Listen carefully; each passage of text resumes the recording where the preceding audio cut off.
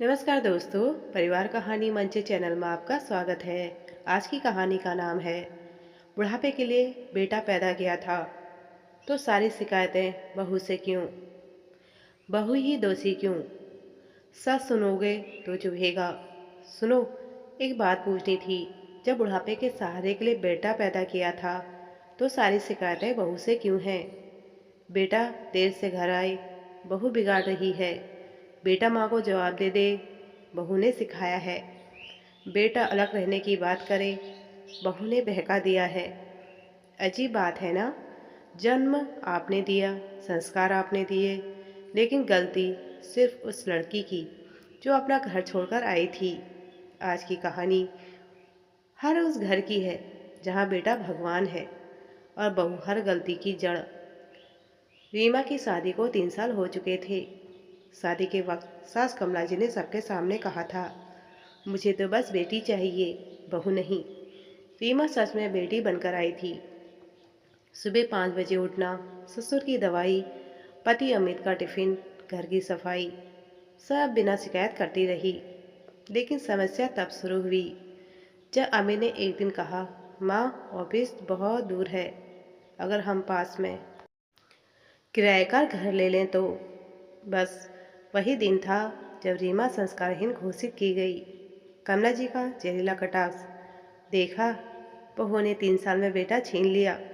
हमने तो बुढ़ापे के लिए बेटा पैदा किया था, ये अलग घर बसाने के लिए नहीं। रीमा चुप रही पर अंदर से टूट गई। हर छोटी बात पे ताना।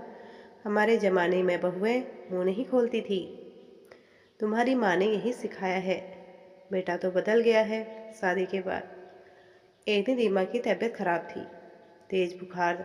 फिर भी कमला जी बोली, ड्रामा मत करो, घर का काम करेगी तो शरीर मजबूत होगा। अभिन ने पहली बार कहा, माँ डॉक्टर ने आराम कहा है। बस आग में घी पड़ गया। लो, अब मैं बेटा हमें सिखाएगा। ये बहू तुम्हें माँ के खिलाफ कर रही है। रीमा ने उस दिन पहली बार जवाब दिया, माँ जी, अगर आपने बुढ़ापे के लिए बेटा पैदा किया था तो उसे अपनी जिम्मेदारी सिखाइए ना। मेरे आने से वो बदल गया तो क्या आपके संस्कार इतने कमज़ोर थे। घर में सन्नाटा। कमला जी तिलमिला उठी, जुबान चलाने लगी है। रीमा की आंखों में आंसू थे। मैंने आपका बेटा छीना नहीं, बस उसका साथ मांगा है। अगर वो आपकी इज्जत नहीं कर रहा तो उसकी परवरिश पर सवाल उठाइए। हर बार बहू को कटघरे में क्यों खड़ा करती हैं। अमित पहली बार बोला, माँ मैं अलग रहना चाहता हूँ ताकि रिश्ते बच सकें। मैं आपका बेटा रहूँगा, लेकिन मेरी पत्नी मेरी जिम्मेदारी है। कमला जी रो पड़ी, तो हम अकेले रहेंगे। रीमा आगे बढ़ी, नहीं माँ जी, हम अलग घर लेंगे, दिल अलग अलग नहीं होंगे।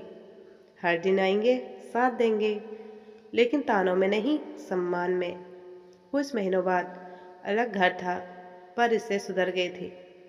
कमला जी को धीरे धीरे समझ आया, बुढ़ापे का सहारा बेटा नहीं, संस्कार और आपसी सम्मान होता है।